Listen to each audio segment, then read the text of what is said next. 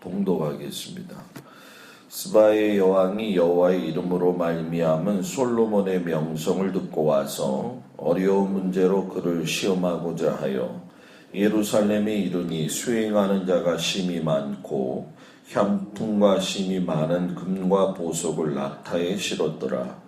그가 솔로몬에게 나와 자기 마음에 있는 것을 다 말하매 솔로몬이 그가 묻는 말에 다 대답하였으니 왕이 알지 못하여 대답하지 못한 것이 하나도 없었더라. 수바의 여왕이 솔로몬의 모든 지혜와 그 건축한 왕궁과 그 상의 식물과 그의 신하들의 좌석과 그의 시종들이 시립한 것과 그들의 관복과 술관원들과 여호와의 성전에 올라가는 층계를 보고 크게 감동되어 왕께 말하되 내가 내 나라에서 당신의 행위와 당신의 지혜에 대하여 들은 소문이 사실이로다.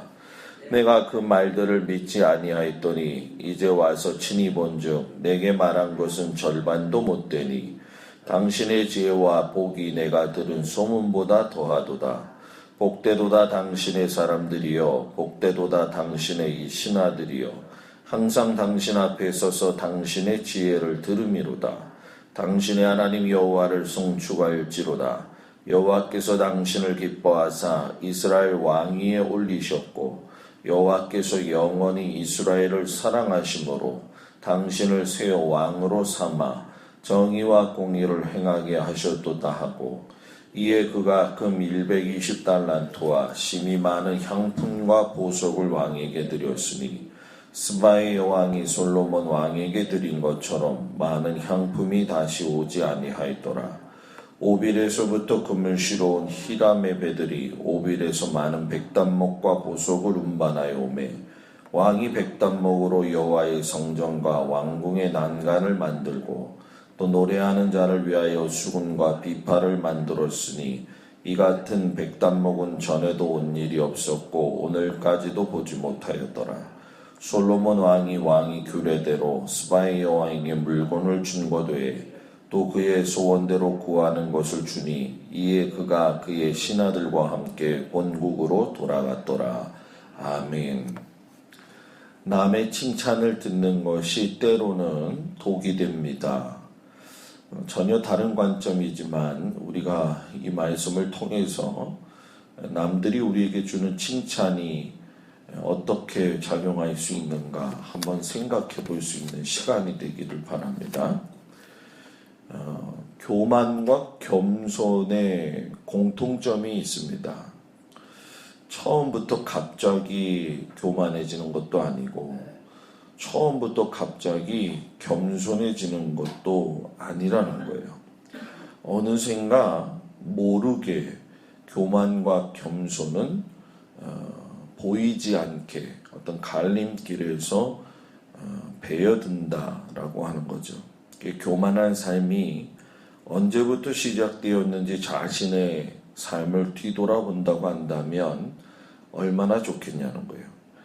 겸손한 삶의 시작이 어떤 계기를 통해서 발전이 되는지 확실하게 구분하기 어렵지만 분명한 건 어느 순간 갈라진다는 얘기입니다.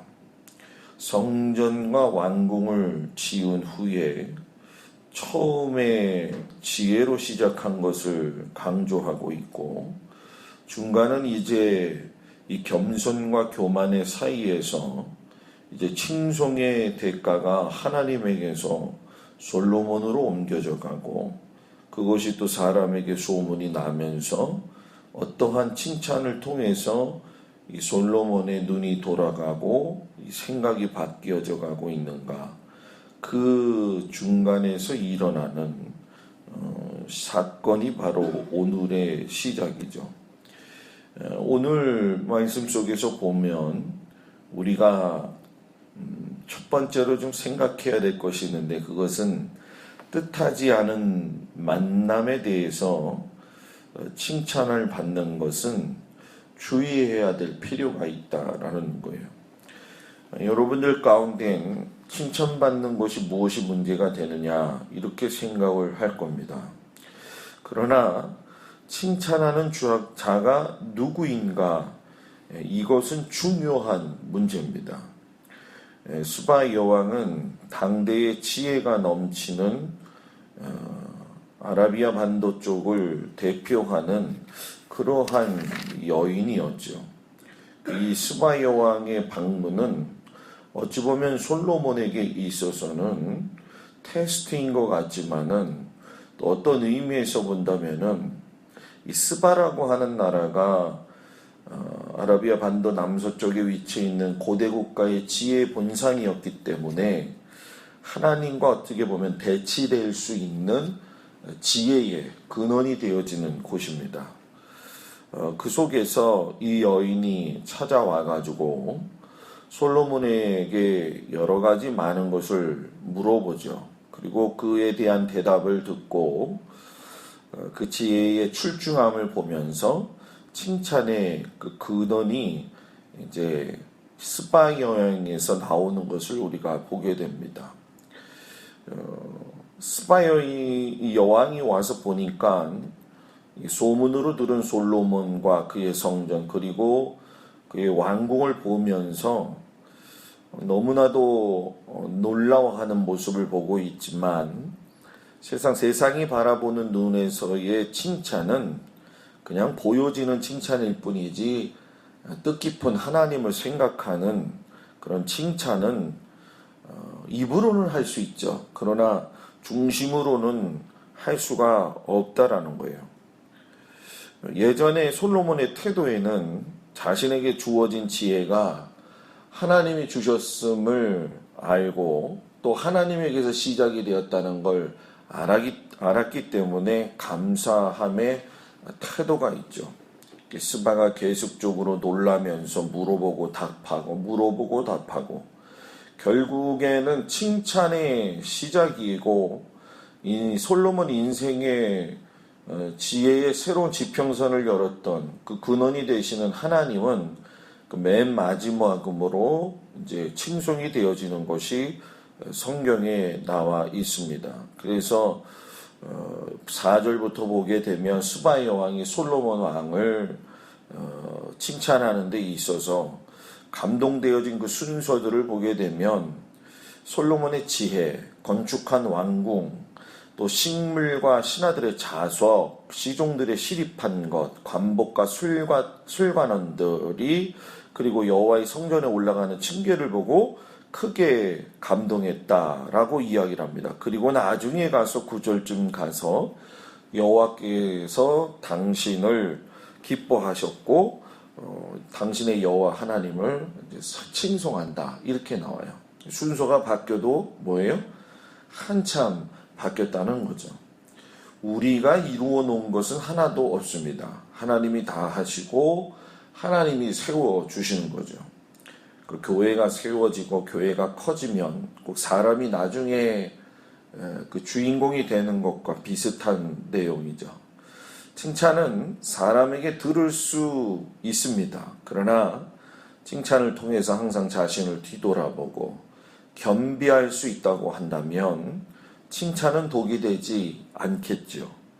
여러분, 뜻하지 않은 칭찬을 우리가 다시 한번 깊이 새길 수 있고 생각해보는 그런 은혜가 우리 가운데 있기를 주의 이름으로 축복합니다. 두 번째는 칭찬의 대가를 잘 분별해서 올무에 걸리지 말아라 라는 얘기예요. 세상이 우리를 칭찬하는 데 있어서는 겉모습의 화려함이 많을 뿐이지 절대로 여러분 그 내면을 볼 수가 없어요. 하나님을 만나야 내면이 변화되는 것인데 스바이 여왕은 하나님을 그냥 인식하고는 있었지만 잘 알지 못하죠.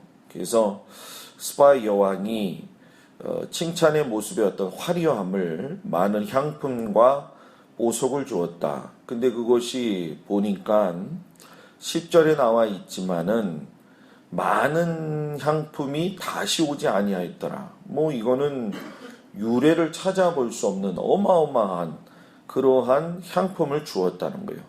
자, 근데 이제 문제는 거기서 시작이 됩니다. 왜냐하면 그 뒤에서 우리가 보게 되면 이제 성전이 세워지고 솔로몬의 왕궁이 커지는 데 있어서의 오빌에서의 올라오는 금의 문제가 또 나타나고, 또 13절에 가면 솔로몬 왕의 규례대로, 그러니까 손님이 왔을 때에 드리는 규례, 그 수준에 맞게 스바의 여왕에게 물건을 준다고 한다면 별 문제가 없었을 거라는 거예요. 그런데 성경은 이상하게 솔로몬 왕의 규례대로 스바의 여왕에게 물건을 준 것 외에 또 그의 소원대로 구하는 것을 주니 이에 그가 그의 신하들과 함께 본국으로 돌아갔더라라고 이야기를 합니다.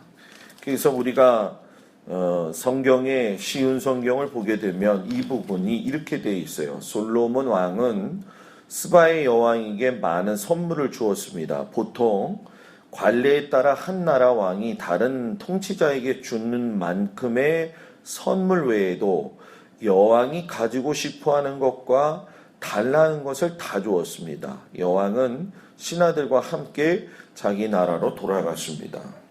우리가 제자 훈련을 통해서 그동안 이 부분에 대한 부분은 제가 몇 번 얘기했지만 성경에 나와 있지 아니하지만 대개의 경우가 우리가 생각할 수 있는 것이 여왕이었던 그가 소원을 구했던 것이 과연 무엇이었을까? 그것은 바로 솔로몬의 자녀를 갖는 것이죠. 그리고 그 자녀를 가짐으로 인해서 지혜의 왕의 자녀를 갖는 어떤 전리품으로서의 그러한 분별되지 못한 모습들도 분명히 여기에 우리가 포함되어져 있다라고 하는 걸 분명히 인식해야 됩니다. 그리고 나중에 이것이 결국은 이방 여자들이 솔로몬 왕에게 많이 전략적으로 생길 수밖에 없었던 이유가 되는 거죠.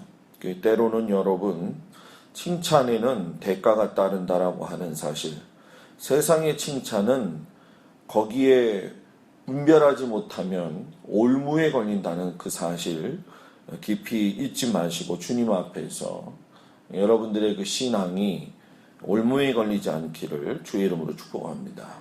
기도하겠습니다. 은혜로우신 아버지 하나님, 감사합니다.